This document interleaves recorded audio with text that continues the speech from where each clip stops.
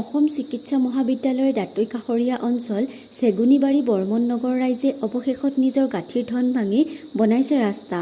বিগত 10-12 বছৰে পথৰ দুৰৱস্থাৰ বাবে বৰ্মন নগৰৰ ৰাইজে বহুতো দুৰ্ভোগ ভুগিবলগীয়া হৈছে। এই পথটোত গাড়ী ৰিক্সা আদিৰ অহা যোৱাত অসুবিধা হোৱাৰ উপৰিও খোজকাঢ়ি অহা যোৱা কৰাটো অনুপযোগী হৈ পৰিছে। পথটোৰ য'তে ত'তে বৃহৎ আকাৰৰ গাঁতবোৰৰ বাবে সঘনাই দুৰ্ঘটনা সংঘটিত হোৱা দেখা গৈছে। সেয়েহে চেগুনিবাৰী বৰ্মন নগৰ ৰাইজে নিজৰ গাঁঠিৰ ধন ভাঙি পথটোৰ মেৰামতিৰ কাম হাতত লৈছে আৰু চৰকাৰলৈ কাটৰ আহ্বান জনাইছে যে পথটো অনতিপলমে মেৰামতি কৰোৱাই দিলে সকলো ৰাইজে উপকৃত হ'ব। ধন্যবাদ। ডিব্ৰুগড় 24x7 আজি আপোনাৰ সমস্ত আমাৰ সেগুনিবাৰী গাঁৱৰ অৰ্থাৎ বৰ্মন নগৰ সমূহ ৰাইজে আপোনাৰ সকলোলৈ অশেষ ধন্যবাদ জনাই আজি আমাৰ ইয়াত আমাৰ গাঁওখনৰ এই পথৰ যি দুৰৱস্থা সেই দুৰৱস্থা হেতুকে অৱগত কৰিব বিচাৰিছোঁ আপোনালোকৰ যোগেদি আমাৰ চৰকাৰক আৰু আমাৰ কৰ্তৃপক্ষসকলক। যিহেতু নেকি আমাৰ অসম চিকিৎসা মহাবিদ্যালয়ৰ দাঁতি কাষৰীয়া অঞ্চল প্ৰায় 10-12 বছৰ আজি আমি দুৰ্ভোগ ভুগিবলগীয়া হৈছে এই ৰাস্তাটোৰ পৰা। যিহেতু নেকি আমাৰ ইয়াতে এই ৰাস্তাটোত দ গাঁতৰ সদৃশ হৈছে। তাতে আমাৰ অহা যোৱা কৰা আমাৰ ল'ৰা ছোৱালী স্কুলীয়া ল'ৰা ছোৱালী আৰু কৰ্মচাৰীসকল দিনে নিশাই অহা যোৱা কৰে আৰু ইয়াতে পৰি বহুতৰ হাত ভৰিও ভগ্ন প্ৰায় হৈছে। গতিকে আমি আমাৰ 116 নং বিধানসভা সমষ্টি শ্ৰীযুত প্ৰশান্তদেৱ বিধায়কক তেখেতকো অৱগত কৰা হৈছিলে। তেখেতেও এইখিনি কৰিম বুলি আজি কুপতি আজিলৈকে হৈ নুঠাত আমি সমূহ ৰাইজে একতাপিত হৈ পেলাই আমি গাঁঠি ধন ভাঙি আমি আজি শ্ৰমদান কৰি আমি আজি ৰাস্তাটো আমি বনাবলৈ আমি সকলোৱে একতাপিত হৈ পেলাই আজি দিনত আমি দিন ধাৰ্য কৰিলোঁ আৰু আমি সকলোৱে শ্ৰমদান কৰি পেলাই আমি ৰাস্তাটো আমি বনাবলৈ আমি শ্ৰম অৰ্থ দুয়োটা একেলগতে আমি সকলোৱে একতাপিত হৈ পেলাই আমি কাম কৰি আছোঁ। আৰু ইয়াতে আমি আপোনালোকৰ যোগেদি বিধানসভাৰ সমষ্টি 116 নং বিধানসভা সমষ্টি শ্ৰীযুত প্ৰশান্ত ফুকন দেও ডাঙৰীয়াকো আমি জনাব খোজোঁ যে ইয়াৰ পাছত যদি আৰু কিবা যদি আমাৰ আৰু কৰিবলগীয়া আছে আমি মুঠতে অহা যোৱা কৰিব পৰাই ৰাস্তাটো কৰি লৈছোঁ। বাকী আৰু বহুত মানে ইয়াতকৈ বেছি হেভি কামো আছে। সেই হেভি কামখিনি যেন অনতিপলমে কৰি দিলে আমি সকলোৱে সুখী হ'ম আৰু লগতে আমাৰো মানে বহুত ল'ৰা ছোৱালীৰ পৰা ইত্যাদি কৰি আমাৰ যিসকল ৰাইজ অহা যোৱা কৰে তেওঁলোকৰ কাৰণে উপকৃত হ'ব বুলি মই আশা বাঞ্ছা কৰিছোঁ। ধন্যবাদ। নমস্কাৰ।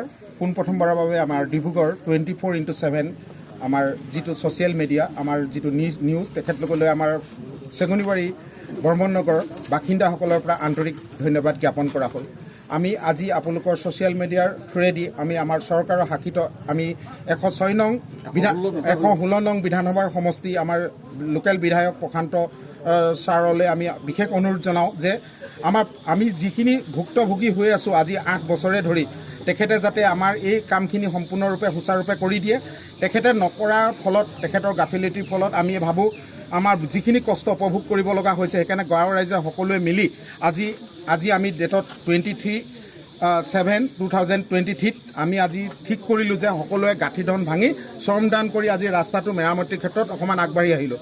আমি চৰকাৰলৈ বিশেষভাৱে অনুৰোধ জনাওঁ যে পৰৱৰ্তী সময়ত আমাৰ যিখিনি ইয়াত প্ৰয়োজনীয় লাইট ষ্ট্ৰীট লাইট আমাৰ ৰাস্তা পদূলি যিখিনি আমাৰ দুৰ্বল অৱস্থাত আছে সকলোখিনি যাতে নলা দমনবনা চৰকাৰে অতি সোনকালে আমাৰ দৃষ্টিগোচৰ হৈ আমাক যাতে এইখিনিৰ পৰা উদ্ধাৰ কৰে। সেইকাৰণে আমি চৰকাৰৰ ওচৰলৈ অনেক ধন্যবাদ জনালোঁ। আৰু আমি আৰু এটা অনুৰোধ কৰিব বিচাৰোঁ। আমি এতিয়া বৰ্তমান আমি এনে আমাৰ AMC অসম মেডিকেল কলেজৰ একেবাৰে কিনাৰতে দাঁতি কাষতে আমি লাগি আছোঁ। বৰ্তমান আমাৰ পৰিচয়বিহীন আমি হয় পঞ্চায়তত পৰিছোঁ আমি ক'ত পৰিছোঁ নিজকে নাজানো। আজি আমি ইয়াত স্থাপিত হোৱা কমেও আমাৰ 25-30 বছৰ হৈ গ'ল। আমি ইয়াৰ বাসিন্দা। আমি 116 নং সমষ্টি আমি সদায় ভোটদান কৰি আছোঁ। আমি নিজকে পৰিচয় দিব নোৱাৰোঁ, সেইকাৰণে আমি চৰকাৰৰ ক্ষেত্ৰত হেনো বঞ্চিত হৈ আছোঁ।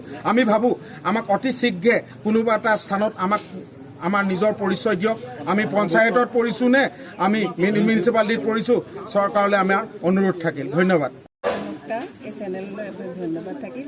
আমি সগুনিবাৰী বাসিন্দাসকলে আজি ৰাস্তাটো বেয়া কাৰণে নিজৰ ধন ভাঙি সকলোখিনি ওলাই আহিছোঁ, যাতে অলপ আমি অহা যোৱা সুবিধাৰ কাৰণে সুবিধা কৰি লৈছোঁ। পিছলৈ আমাক ভালকৈ ৰাস্তাটো বনাই দিবৰ কাৰণে বিধায়ক মহোদয়ক অনুৰোধ জনালোঁ। নমস্কাৰ, আমাৰ সগুনিবাৰী বৰ্মন নগৰৰ ফালৰ পৰা আমাৰ কমিটি এখনৰ ফালৰ পৰা আমি যোগাযোগ কৰি আপোনাৰ মিডিয়া চেনেলত আহিছোঁ। আহি কিনে আমাৰ গাঁওখনতে গোটেই গাঁওখন আমাৰ পুৰণি কৰিবৰ কাৰণে নিজৰ ৰাইজ আমি ওলাই আহিছোঁ। সেইকাৰণে আমি অলপ বহুতখিনি মনৰ কামনা ভাল পাইছোঁ। আৰু তেওঁ আমাৰ ৰাইজ ওলাই আহিছে, ৰাইজে আমাৰ যিখিনি কৈছে লাগি বুলি আমি লগাইছোঁ। কোনো আমাৰ ইয়াত চৰকাৰৰ ফালৰ পৰা আমি সহায়টো লোৱা নাই।